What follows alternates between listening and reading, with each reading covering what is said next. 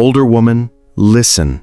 By the time you've reached your 50s, 60s, or beyond, you've already walked through more life than most people ever see coming.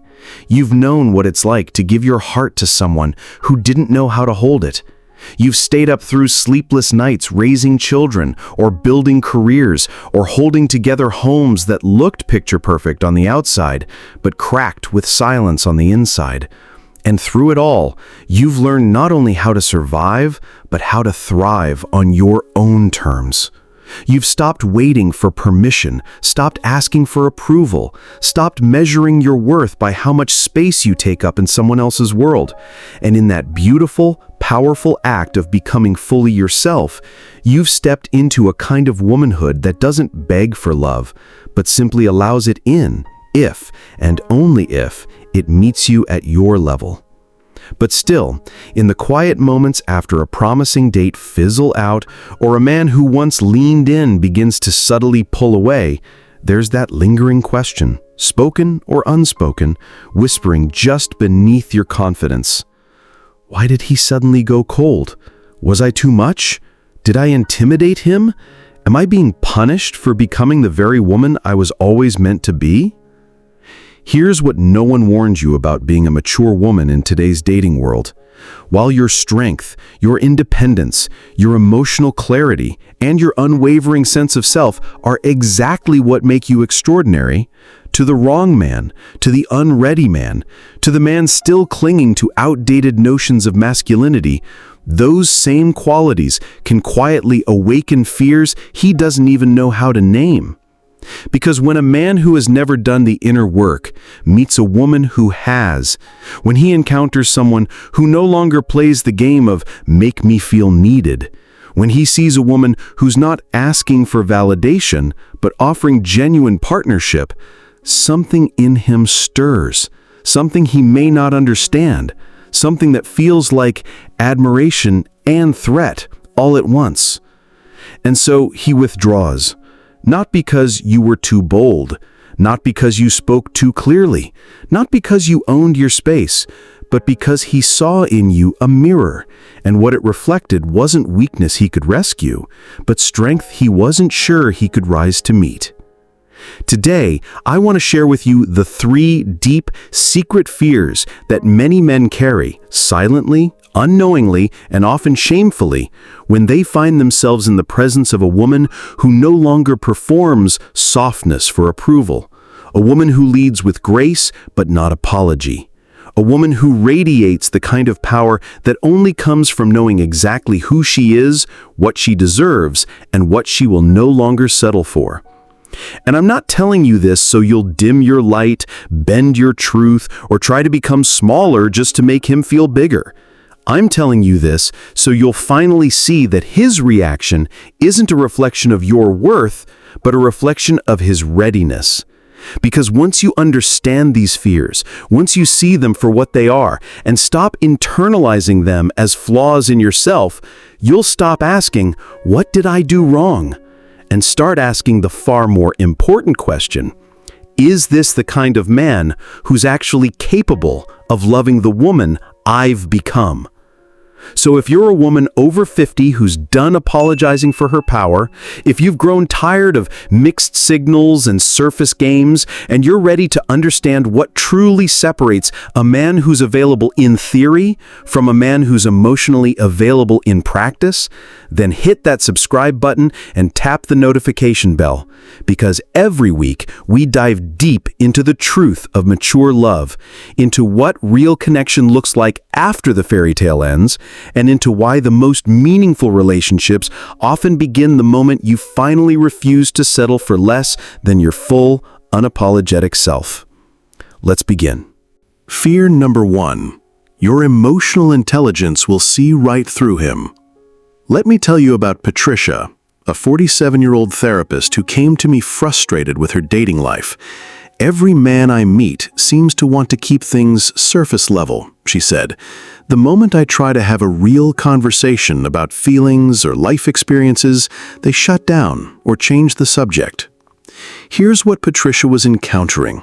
Men fear that your emotional maturity will expose their emotional immaturity. By the time we reach our 50s, 60s, and beyond, we've developed what psychologists call emotional intelligence, the ability to read between the lines, to notice when someone's words don't match their actions, to sense when something isn't quite right even if we can't put our finger on it. We've been through enough relationships to recognize patterns. We've survived enough heartbreak to spot red flags from a mile away. We've done enough inner work to know the difference between love and infatuation, between genuine connection and performative charm. And some men find this absolutely terrifying. Carl Jung wrote, "Everything that irritates us about others can lead us to an understanding of ourselves." Many men who haven't done their own emotional work are intimidated by women who have. Your ability to communicate about feelings, to process emotions healthily, to create authentic intimacy, it highlights everything they've been avoiding about themselves. I think of David, who told me, dating younger women is easier because they don't ask the hard questions. They don't notice when I'm being emotionally unavailable. With older women, I feel like I'm under a microscope. They see things I don't even want to admit to myself. This is why some men prefer dating younger women who might mistake emotional unavailability for mystery, or who haven't yet developed the skills to recognize manipulation tactics, love-bombing behaviors, or breadcrumbing. But here's the beautiful truth. This fear is actually a gift. When a man is intimidated by your emotional maturity, he's telling you everything you need to know about his readiness for a real relationship. Understanding men means recognizing that the ones who run from your depth are saving you time you would have wasted trying to create intimacy with someone incapable of it. The men worth your time, the ones who've done their own work, who've faced their own demons, who've learned that vulnerability is strength, not weakness. These men are secretly attracted to your emotional intelligence. They're relieved to find someone who can communicate honestly, who won't play games, who knows how to love with both passion and wisdom. Have you ever noticed a man become uncomfortable when you tried to have a deeper conversation? Share your experience in the comments. Let's normalize the fact that emotional depth should be celebrated, not feared. As Matthew Hussey often says, the right person will never be intimidated by your growth. They'll be inspired by it. Your emotional intelligence isn't something to hide or tone down. It's one of your greatest assets in finding authentic love. Fear number 2. Your independence makes them feel unnecessary. One truth that catches many by surprise, especially those who haven't yet unlearned the old narratives, is that many men quietly carry a fear they rarely admit, even to themselves. The fear that your independence means you have no space left for them in your life, no need that only they can fulfill, no role where they might still feel essential. Take Rebecca, for instance. At 54, she wasn't just surviving after divorce, she was flourishing. She had built a thriving marketing firm, traveled the world on her own terms, maintained deep friendships, and created a life filled with purpose, laughter, and hard-earned joy. But when she re-entered the dating world, the reactions she encountered caught her off guard. One man looked right at me and said, "You seem like you have it all figured out. What would you need me for?" She told me, her voice a mixture of amusement and quiet disappointment. Another got visibly uncomfortable when I offered to split the bill, like I'd taken something from him he didn't know how to ask for it back. What Rebecca experienced wasn't arrogance or rejection. It was a reflection of something deep within the masculine identity that many men haven't yet redefined. For decades, centuries really, men have been taught that their value in a relationship stems from how useful they are, their ability to provide financially, to protect physically, to solve problems others can't. Being needed gave them purpose. Being depended on made them feel secure in their role. But when a woman shows up whole, emotionally resilient, financially secure, grounded in who she is and what she stands for, it creates a kind of emotional dissonance in men who have never been taught that love can exist without dependency. To them, your self-sufficiency doesn't look like maturity. It feels like redundancy. I once counseled Mark, a 68-year-old former engineer, who put it plainly. When I was married, I fixed everything. Leaky pipes, broken budgets, family fights. It felt like I mattered. Now I go on dates with women who own homes, manage their own portfolios, and handle conflict better than I do. Sometimes I honestly don't know where I fit anymore. What men like Mark are really struggling with isn't your independence. It's their lack of a new definition of self-worth. They've spent their lives believing that love is transactional. I provide, therefore I'm valued. But the kind of love that grows after 50, the kind you're likely searching for, isn't built on transactions. It's built on resonance. And that's the shift many men aren't yet ready to make. They see love as a job they must be hired for, rather than a connection they must be worthy of. They're afraid that if you don't need them, they become unnecessary. But what they're missing is the very essence of mature love, that it's not about completing someone, it's about complementing them. You aren't asking anyone to rescue you. You're not looking to be fixed or filled or protected. You're inviting someone into a space of mutuality, a partnership where both people come whole, and from that wholeness create something richer.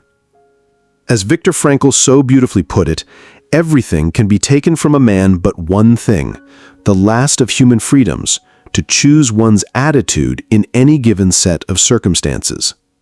And this is where many men falter, not because you are too much, but because they have yet to choose the attitude that allows them to stand beside a powerful woman without feeling overshadowed by her light. Dr. Brené Brown captured it best when she said, "We cultivate love when we allow our most vulnerable and powerful selves to be deeply seen and known." Your independence, then, isn't a barrier to connection. It's a beacon. It doesn't say, "I don't want love." It says, "I'm finally ready for a love that doesn't ask me to shrink." When a man recoils from your strength, when he's intimidated by your success or dismissive of your self-sufficiency, he's not showing you that you've done something wrong. He's showing you he hasn't done the work to meet you where you are. The men worth your time don't see your independence as competition. They see it as a gift. They feel honored that someone like you would invite them into your life, not because you have to, but because you choose to. They don't measure their masculinity by what they can fix for you. They reveal their maturity by how deeply they can respect, admire, and partner with you. Because the real measure of a man isn't in how much he's needed, but in how well he loves when he's in. Fear number 3. Your life experience exposes their lack of growth. There's a kind of silence that happens when you share a hard-earned truth from your past. A silence not of awe, but of discomfort. And that silence, more than any word, often reveals the third and perhaps most vulnerable fear many men carry around women who have truly lived. The fear that your depth will expose their stagnation. Catherine, at 59, embodied resilience and evolution. Her life had not been easy, but it had been full. She had crossed oceans and languages, navigated the chaos of raising 2 children, grieved the death of a marriage, and walked through the fire of cancer, not unscathed, but unbroken. She had come through it all not just older, but wiser, softer in the right places, and stronger in the ones that mattered. And yet, after all this, she found herself sitting across the table from a man who spent 2 entire hours lamenting the politics of his office job, the same job he'd loathed for over 15 years. Catherine, ever the compassionate listener, gently asked what might be stopping him from pursuing something more aligned with his passions. The reaction? Defensive, cold, dismissive. He accused her of being judgmental, of having unrealistic expectations, of not understanding how hard it is to make change. But of course, Catherine understood better than most because she had done it again and again, and that was precisely what made him uncomfortable. You see, by the time we reach midlife, life has stopped being hypothetical. We've watched loved ones die. We've lost things we thought we couldn't live without and learned that somehow we could.